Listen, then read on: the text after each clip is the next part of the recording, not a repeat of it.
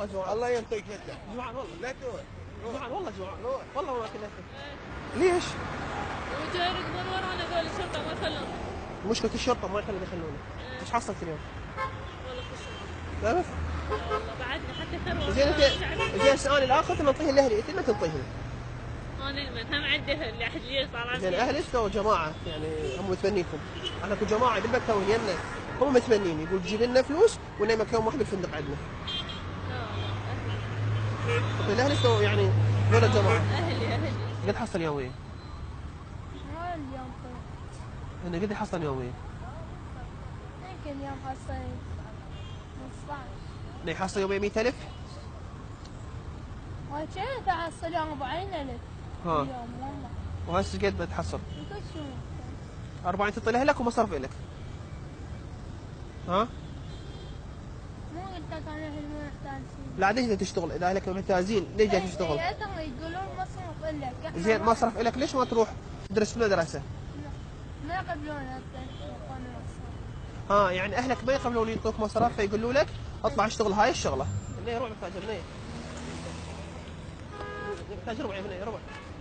الله يحفظك ان شاء الله. طيب شبابك ان شاء الله تنجحين. بنيه ربع. اكل جوعان.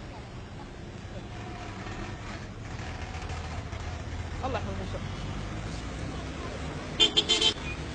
الله. الله يحفظك. طيب ربع. يا ربع يا بنيه. اليوم قررنا الخروج على المألوف والنزول للشارع كمتسول حتى نتعرف على الأسباب اللي تدفع البعض للتسول وأيضا نتعرف على المبالغ اللي يحصلون عليها وكيف هي معاملة الناس معاهم. تابعونا. حجي شلون ايش ما تشربه؟ ربع حجي ما ماكل روح اشتغل احسن لك روح. حجي ما ماكل عندي اخوان حجي. روح اشتغل. كلنا عندنا اخوان. والله ما ماكل بدي اشتغل بس اشتغل. والله عندي كليه حجي. انا ما عندي كليه. ربع حجي. انا ما عندي كليه. ما تعطيني؟ لا ما اعطيك. ليش حجي؟ تعرف ليه؟ لان هذا فيلم ده اسويه. ليش حجي فيلم؟ حجي جوعان. عمو اعطيه ربع. والله ما ماكل البارحه والله. من البارحه ما ماكل. اي هاي ما يكفيني والله الدخول. كفن مرة كذا من البارحة ما كل كفن. ربع عم ربع. صمون ولبن. اسمع طيب ربع الله يخلي جهالك. على الله يا والله. الله يخلي جهالك. امسح لك السياره. لا حبيبي الله يخليك.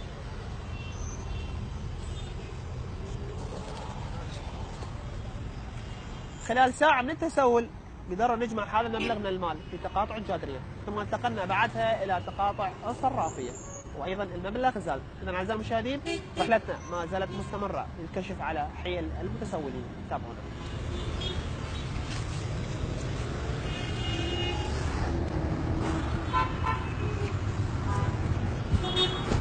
جوع والله جوع. عالم عندها صحيح. شكل شنو؟ عندها هوايه عندها خير الناس. عندها عالم عندها فهذا تبذير يسمونه. يعني جماعه عندهم فلوس ويطلعون بهذا الشيء احنا نشوفه. ويقدون. صحيح نشوفه. اها. تعرف فيهم؟ كم القيلان موجودين هواي. يعني هم عندهم فلوس اي ويطلعون عوائل ويطلعون اطفالهم حتى يقدون. صحيح. كمان.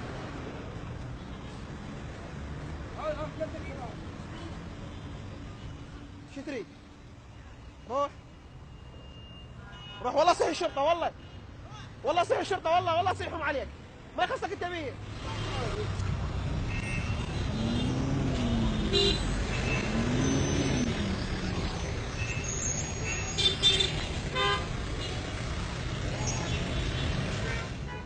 تلقيها عند الله ان شاء الله ربع محتاج. الوالدة ينشش الله ان شاء الله ينشش. الله ينشش ان شاء الله. وفقك ان شاء الله. الله يخليك. جزاك الله الف خير ان شاء الله. الله يخليك يا اختي.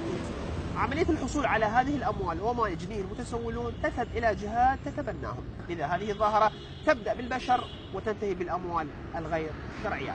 لبرنامج صباح الخير يزن ساجد بغداد.